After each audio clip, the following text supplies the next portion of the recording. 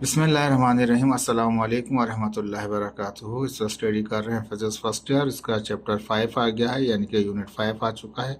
इसमें वर्क को स्टडी कर रहे थे लेक्चर 1 में। अब वर्क ही चलेगा हमारे पास लेक्चर 2 के अंदर। ठीक है, जिस तरह से बाद में इसका एनर्जी आएगा, बाद में इसमें पावर को स्टडी करेंगे। लेक्चर 2 जो है वो वर्क से ही रिलेटेड चीज़ें हैं। वर्क में हमने पढ़ा था कि जब फोर्स को मल्टीप्लाई करें डिस्प्लेसमेंट के साथ तो वर्क बनता है, यानी कि फोर्स और डिस्प्लेसमेंट का जो मल्टीप्लिकेशन है वो हमें क्रिएट करता है वर्क। ठीक है, तो इसके लिए हमने ये कहा था कि अगर हम फोर्स लगाते हैं 1 न्यूटन की, कब तक लगाते हैं? जब तक वो फासला करे 1 मीटर का फासला कवर्ड करे, तो हम ये कहते हैं कि उस ऑब्जेक्ट ने 1 जूल का वर्क किया। ठीक है, अब यहाँ पे उसी चीज़ को कंटिन्यू करेंगे हम यहाँ पे। और हमने ये कहा कि जो हॉरिजेंटल एक्सिस है उसको रिप्रेजेंट कर रहे हैं डिस्प्लेसमेंट से, वर्टिकल जो एक्सिस है उसको रिप्रेजेंट कर रहे हैं हम फोर्स से। अगर ये कांस्टेंट, इनका रिलेशन आपस में कांस्टेंट आता है, यानी कि कांस्टेंट फोर्स ग्राफ आता है हमारे पास, इसका मतलब ये होता है कि एक स्ट्रेट लाइन आएगी हमारे पास, कर्व नहीं आएगा। यह एक वेव की तरह से नहीं आएगा। अगर वेव फॉर्म में हो तो क्या होगा? वो कांस्टेंट नहीं होगा, वो वेरिंग कहलाएगा। ये फोर्स और डिस्प्लेसमेंट का ग्राफ वेरिंग ग्राफ कहलाएगा। ये नेक्स्ट जब आपका लेक्चर आएगा उसमें मैं क्लियर करूंगा आपको कि वो किस तरह से वेरिंग है। लेकिन यहाँ पे समझ लीजिए कि ये फोर्स और ये जो डिस्प्लेसमेंट आपके पास है, अगर इसका ग्राफ बनाए हम कांस्टेंट कह के, उसका मतलब ये कि वहाँ पे एक हमारे पास जो फिगर आएगी वो एक स्ट्रेट लाइन आएगी। ठीक है, तो इसके स्ट्रेट लाइन के अंडर में जो एरिया है वो कहलाता है वर्क डन। और हमने प्रीवियस लेक्चर में पढ़ा था, अगर हम 1 न्यूटन की फोर्स लगाएं, कितने फासले तक? 1 मीटर के फासले तक 1 न्यूटन की फोर्स लगाएं, तो हम ये कहेंगे उस ऑब्जेक्ट ने 1 जूल का वर्क किया। ठीक है, तो ये जो अब वो था सिंपल मैथमेटिकली। अब ग्राफिकल किस तरह से कहेंगे? ग्राफिकल इस तरह से कहा जाएगा कि ये जो फोर्स और ये डिस्प्लेसमेंट का अगर रिलेशनशिप हमारे पास कांस्टेंट है, ठीक है, अगर इनका रिलेशनशिप हमारे पास, तो इनका रिलेशनशिप अगर हमारे पास कांस्टेंट है तो इसका मतलब ये है कि वो एक स्ट्रेट लाइन आएगी।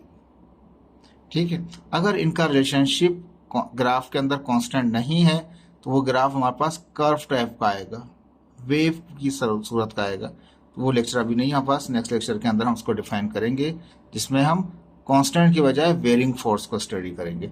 ठीक है, तो अब यहाँ पे क्या हुआ, जो इसके अंडर एरिया आया उसको हमने कहा वर्क डन।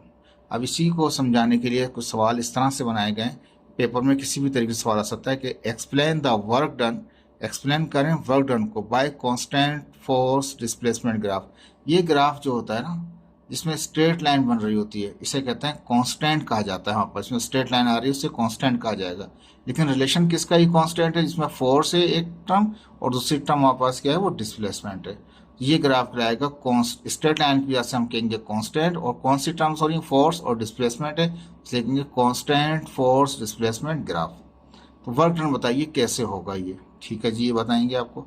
इसी में ओ आर करके लिख दिया, work done under the single straight line. Work done एक सिंगल स्ट्रेट लाइन के अंडर में जो वर्क डन होता है वो बताइए। अगर ये इस तरह से नहीं कहे आपको, इस तरह भी कह सकता है कि डिफाइन करें, एक्सप्लेन कीजिए, वर्क डन को एक्सप्लेन कीजिए under the straight line, under the straight line, और वो भी कौन सी? सिंगल स्ट्रेट लाइन, एक स्ट्रेट लाइन का। दूसरा कहता है कि सवाल को और चेंज कर सकता है, कहता है कि एक्सप्लेन करें वर्क डन को under the multiple straight line shape. अब मल्टीपल स्ट्रेट लाइन क्या थी? एक लाइन थी, देखिए यहाँ पे मल्टीपल आ जाएगा हमारे पास। क्या किया हमने? मल्टीपल कैसे आ गया? एक स्ट्रेट लाइन ये आ गई, फिर एक स्ट्रेट लाइन ये आ गई, फिर एक स्ट्रेट लाइन ये आ गई। कितनी लाइन हो गई? 1 2 3, 3 स्ट्रेट लाइन हो गई। ठीक है, अगर 3 स्ट्रेट लाइन का कोई शेप है तो वो मल्टीपल में आ जाएगा हमारे पास स्ट्रेट लाइन शेप के अंदर। तो उसका एरिया किस तरह मालूम करेंगे? तो वो भी तरीकाकार बताएंगे आपको, या उसके ये करेंगे उसका अंडर में जो एरिया के अंडर में जो वर्क हुआ, उसका एरिया ऑफ द अंडर जो वर्क हुआ वो किस तरह निकलेगा, तो वो भी बताएंगे। पहले इसको समझाएंगे, बाद में इसको समझाएंगे आपको। ठीक है जी, होपफुल कि आपको सवाल समझ में आ गया होगा। ये सवाल किसी भी तरीके से बन सकता है, कांस्टेंट फोर्स डिस्प्लेसमेंट ग्राफ की सूरत से भी पूछ सकता है आपसे। इसी वाली पिक्चर को हम ये कह सकते हैं कि ये वर्क डन है अंडर सिंगल स्ट्रेट लाइन, जो मैंने दूसरा मार्क किया। तीसरा सवाल मैंने बताया कि work done under the multiple, वो ये शेप है आपके पास। अगर यही कहता है तो आप सिंगल को समझाकर ही समझाएंगे ये, इसका मतलब ये कि ये कंटिन्यू चलेगा आपका। ठीक है जी। अब यहाँ पे लिखा work done by a constant force displacement graph, जो कि बेसिकली आपका टॉपिक था आपका बुक का, वही मैंने लिखा। लेकिन अब मैं पहले सिंगल स्ट्रेट लाइन को डिफाइन करूंगा। कंसिडर कर लें एक कांस्टेंट फोर्स डिस्प्लेसमेंट ग्राफ है। कांस्टेंट का मतलब ये स्ट्रेट लाइन आ रही होगी और कौन सी टर्म्स होंगी, फोर्स और डिस्प्लेसमेंट है। ये कांस्टेंट वाली जो है इनके अलावा कोई और टर्म भी बना सकते हैं, लेकिन स्ट्रेट लाइन का जो ग्राफ आएगा वो कांस्टेंट ही कहलाएगा हमारे पास। तो consider constant force displacement graph होगा किसका, of a single straight line का, सिंगल स्ट्रेट लाइन का, as shown in side figure, figure में नजर आ रहा है। Work done under the straight line B is, जो इसके अंदर में वर्क हुआ है उसको हम इस तरह से कह सकते हैं, कैसे कह सकते हैं, work done under the straight line, इस स्ट्रेट लाइन के अंदर में जो वर्क है वो क्या होगा, एरिया ऑफ द ट्रायंगल के बराबर होगा। ये जो एरिया निकलेगा इसका उसको बोलेंगे हम, वो एरिया जो होगा हमारे पास वो कहलाएगा उसका वर्क डन। अब एरिया से मुराद क्या है कि इस एरिया में दो चीजें होती हैं। ठीक है, एरिया में एक तो हमारे पास होती है लेंथ, एक होती है विड्थ। ठीक है, इसको हाइट भी कहते हैं अक्सर। लेकिन इसको हम एरिया ऑफ ट्रायंगल किस तरह से मालूम करेंगे, तो उसके लिए हमारे पास तरीकाकार होता है रेक्टेंगल वाला। हम क्या करेंगे, यहाँ से सीधा नजर तो आ रहा है आपको, ये एक परपेंडिकुलर यहाँ से हम ड्रा कर देंगे इसके ऊपर, वर्टिकल के ऊपर, फोर्स वाले कंपोनेंट के लाइन के ऊपर, यहाँ से एक सीधा यहाँ गिरा देंगे। तो ये पूरा शेप कैसे हो जाएगा, देखें इस तरह से सीधा आया, लेफ्ट गया, अब गया, वापस राइट गया, अब गया, फिर लेफ्ट चला गया। तो ये पूरा का पूरा जो शेप बन गया वो एक रेक्टेंगल बन गया। तो रेक्टेंगल का फॉर्मूला ये होता है, जब रेक्टेंगल का एरिया निकालते हैं तो आप लेंथ को मल्टीप्लाई करते हैं विड्थ के साथ। मैंने लिखा है एरिया ऑफ द रेक्टेंगल, यानी कि यहाँ से ये पूरा इस तरह से अगर मैं लूँ, पूरा एरिया लूँ, रेक्टेंगल कंसिडर करूँ, तो उसका फॉर्मूला क्या होगा, लेंथ इनटू विड्थ। ये फार्मूला है मेरे पास किसका, एरिया ऑफ द रेक्टेंगल का। लेकिन रेक्टेंगल तो नहीं है, अंडर द लाइन जो कर्व, अंडर द लाइन जो एरिया है, ये तो ट्रायंगल बन रहा है। ट्रायंगल का मतलब क्या है कि एक रेक्टेंगल में दो ट्रायंगल होते हैं, एक से नीचे नजर आ रहा है, एक ये ऊपर नजर आ रहा होगा आपको जो ब्लैंक होगा बिल्कुल।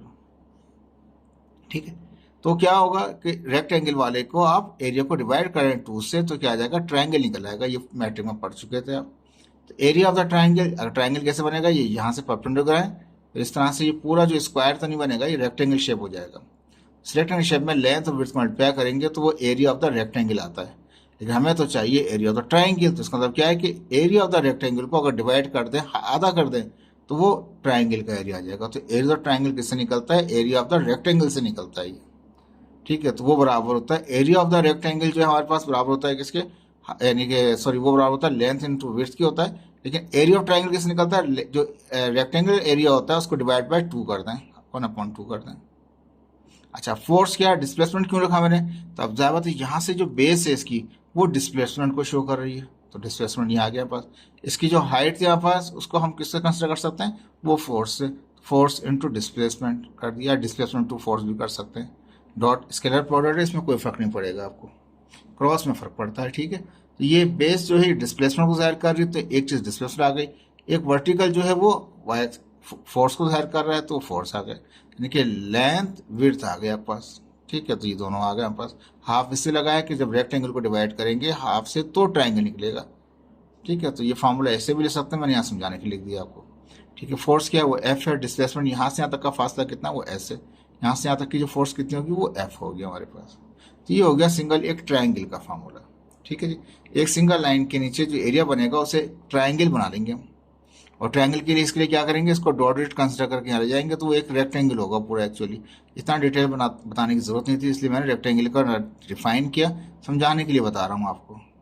जो रेक्टेंगल होता है उसको आधा करेंगे तो ट्रायंगल निकल आता है आपके पास।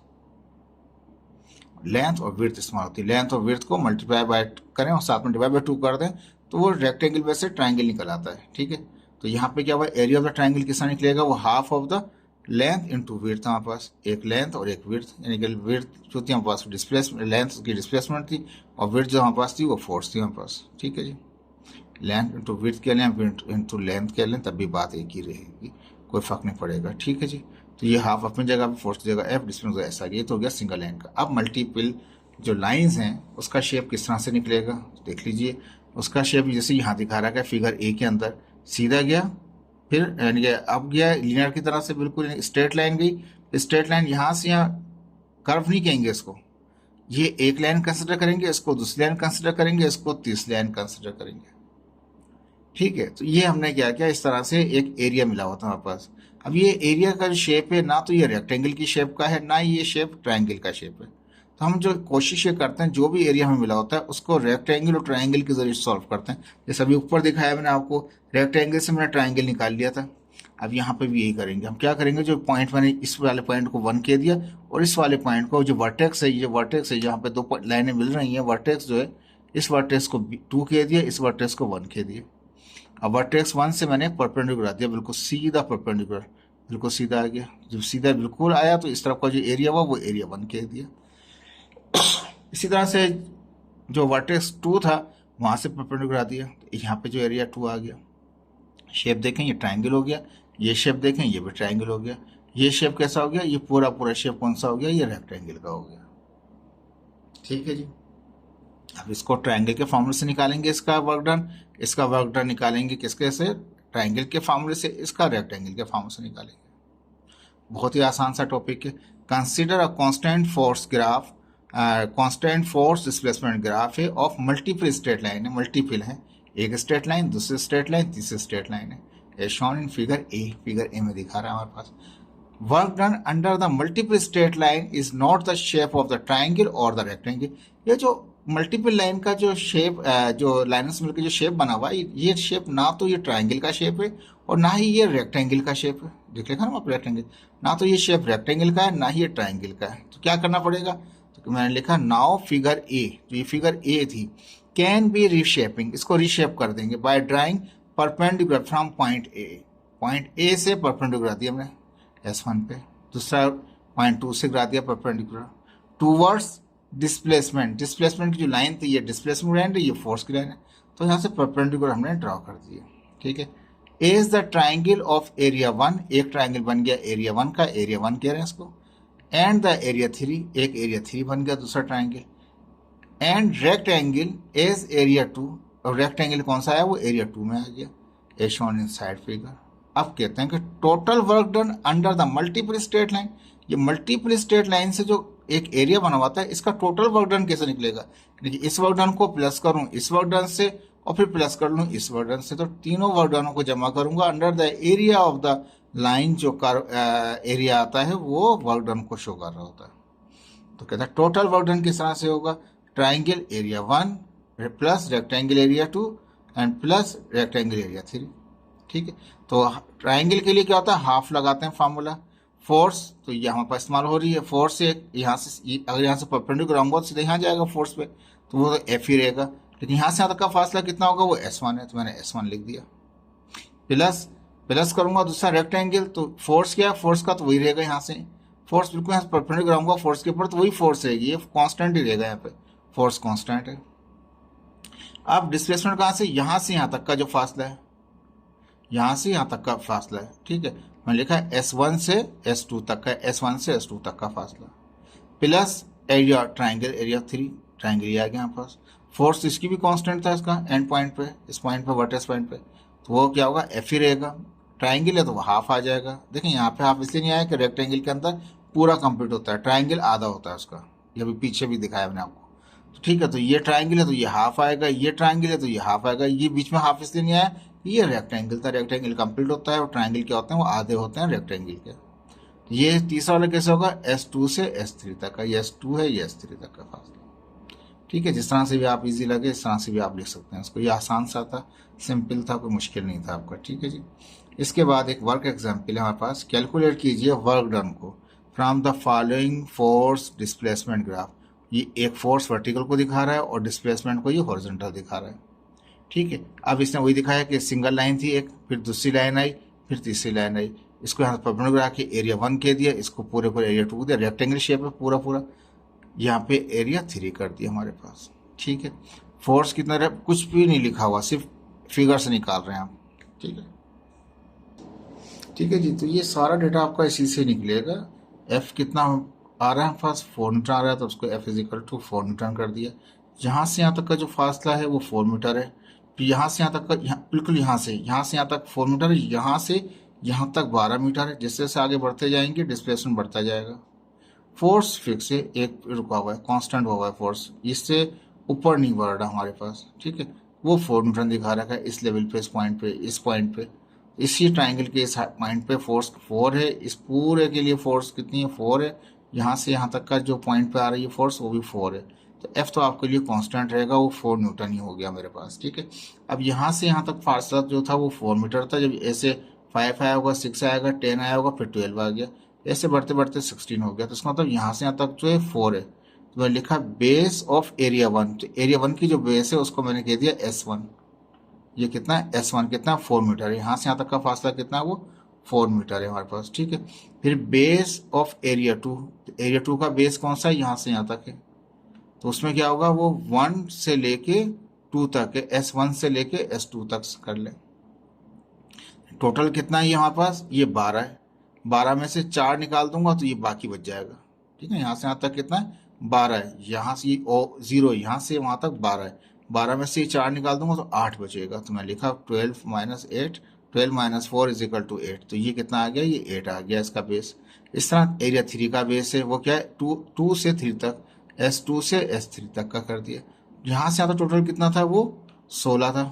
तो 16 में से क्या निकाल दिया, ये निकाल दिया, 12 निकाल दिया। 16 में से 12 निकाल दिया, 16 में से 12 निकाल दिया, कितना बचा, 4 बचा। वैसे भी सकते हैं ये 4 है, ये 4 से लेके 12 तक था, तो ये 8 हो जाएगा। 4 और 8 कितने, 12 हो गया। 12 में फिर 4 ऐड करेंगे तो ये 16 हो जाएगा। वैसे भी निकाल सकते हैं, मैंने कैलकुलेट करके निकाल दिया आपको आसानी के लिए। यहाँ से यहाँ तक 4 है, यहाँ से जब यहाँ तक पहुँचेंगे तो इस 4 को निकाला 12 में से, तो ये 8 बचा। जब यहाँ से यहाँ तक, यहाँ से यहाँ तक 16 है, तो जब ये 12 निकालूंगा तो 4 ही बचेगा, 4 आ गया।